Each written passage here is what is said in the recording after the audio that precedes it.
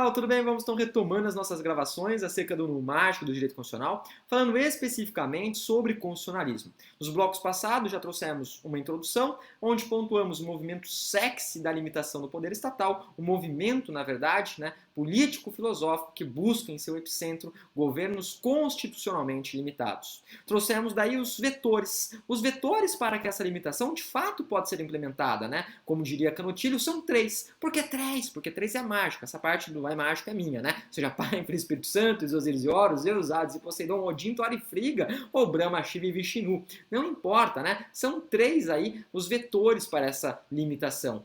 Cartas constitucionais, separação das funções do poder e, derradeiramente, além de carta constitucional e separação das funções do poder, temos os direitos e garantias fundamentais. Nos últimos blocos, trouxemos com vocês o constitucionalismo antigo, um período onde nós ainda não possuímos as cartas constitucionais positivadas, onde nós não tínhamos ainda as nossas bíblias políticas escritas, propriamente dita. Então, como que era feita essa limitação? Depende. Depende do quê? Depende do Estado. Falamos do Estado hebreu. O Estado hebreu é um Estado teocrático, Ou seja, falamos que a limitação do Estado decorria do direito natural. E quem que fazia essa interpretação das normas divinas, das normas dos deuses, ou do Deus propriamente dito na época? Quem fazia essa interpretação era justamente os profetas. Então, os profetas limitavam o poder estatal por intermédio da interpretação dos mandamentos divinos, Show de bola, sem grandes entraves, sem grandes dificuldades. Passamos para os gregos. Dentro do Estado grego falamos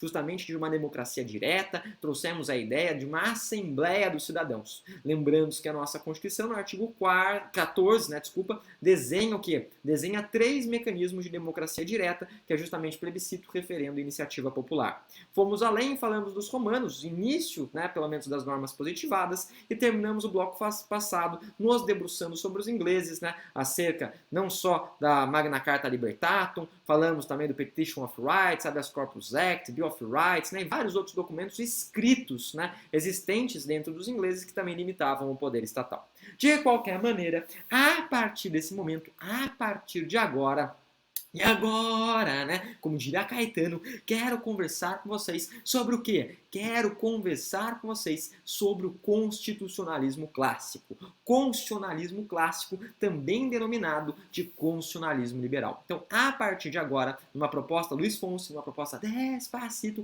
vamos falar do constitucionalismo clássico liberal, um dos constitucionalismos mais relevantes, um dos constitucionalismos mais importantes. Prof, por que ele é um dos mais importantes e um dos mais relevantes? Gente, a partir desse momento, surgem as primeiras cartas escritas.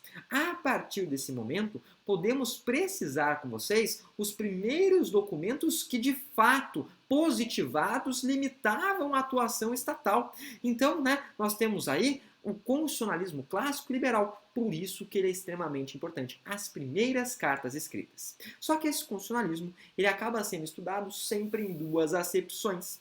Ele acaba sendo vislumbrado sempre em dois sentidos, no sentido estadunidense e no sentido francês. Justamente porque eles, praticamente ocorreram at the same time, ou seja, ao mesmo tempo. Então, um local, ou seja, Estados Unidos, aí aonde no continente, da América do Norte, e por outro lado, na França, nós tínhamos na Europa que a discussão do constitucionalismo francês.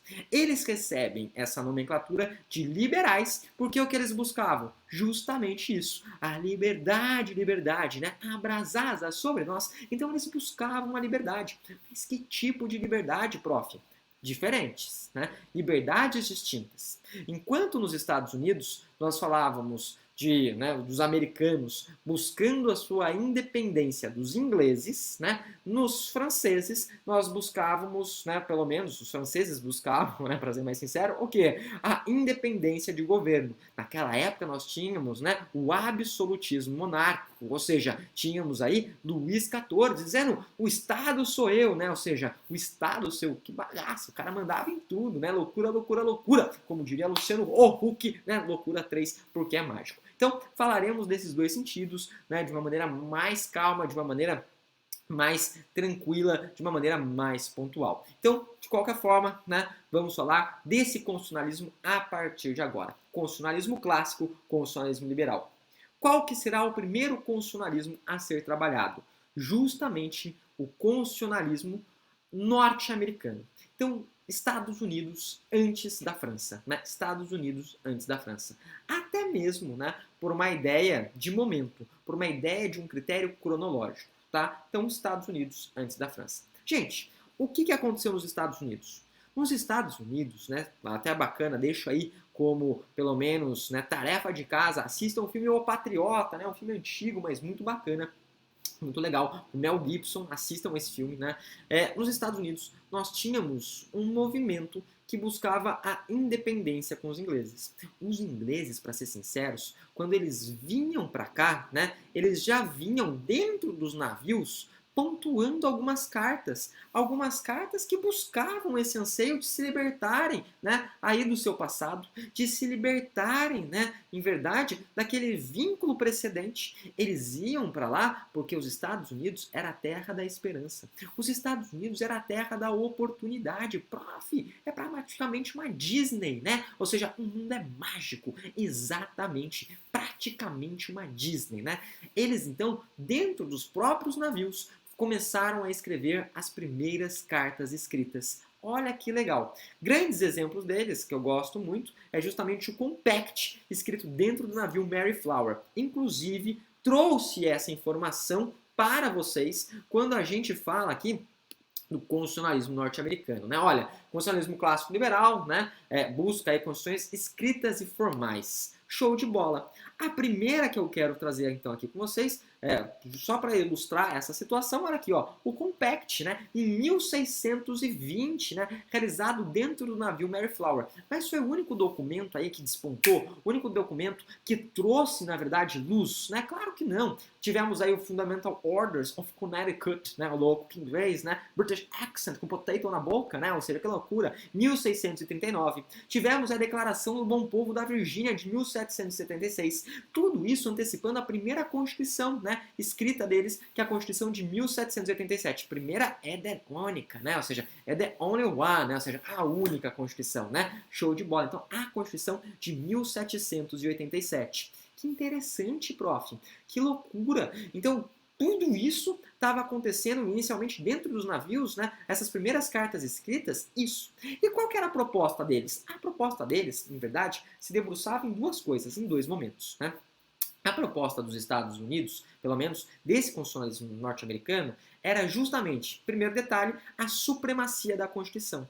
A Constituição, então, ela trazia as regras do jogo, né? Olha, teoria do jogo, né? Hoje bastante discutido dentro do processo, né? Do direito processual. Ela trazia as regras do jogo. Ela falava quem mandava, como mandava, trazia tudo de maneira clara, as luzes, né? Ou seja, tudo assim de forma transparente. Então, o primeiro detalhe é a supremacia da Constituição. Dentro desse movimento, né, de limitação do poder estatal, a supremacia da Constituição. Constituição, caramba, Constituição mandando, né, em todo mundo. Constituição mandando nos Backstreet Boys. In everybody, né? Yeah, yeah, em todo mundo. Que loucura, prof. E segundo apontamento importante dentro do constitucionalismo americano. Qual que foi? Justamente a ideia de uma garantia jurisdicional. Eles entendiam, gente, nos Estados Unidos, que o jurisdicionado, né, ou seja, o judiciário, era aí, pelo menos dentro dessa separação das funções de poder, o único que era neutro, né? O mais neutro de todos. Então eles falavam, olha, então vai competir ao judiciário fazer aí o controle, uma garantia jurisdicional.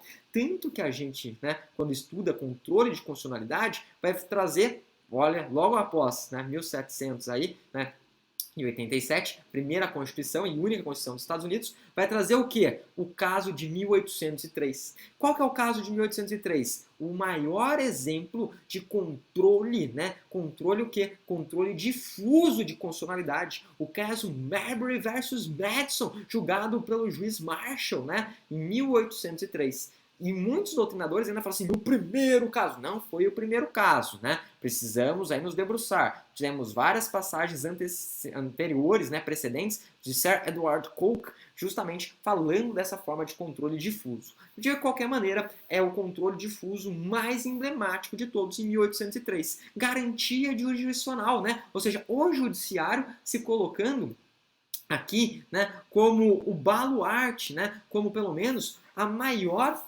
forma, né, de garantia. Então, se a gente for analisar, essas são as principais características. Coloquei na parte final aqui embaixo, né, do nosso slide. Olha aqui, ó, garantia jurisdicional e o que? Supremacia da Constituição. Esses são os dois apontamentos principais dentro do constitucionalismo norte-americano. E só para trazer para vocês, né, indo além, quero mudar o slide. Mudar o slide trazendo o que? Ó, a Constituição é juridicamente superior às demais normas. Ela estabelece as regras do jogo.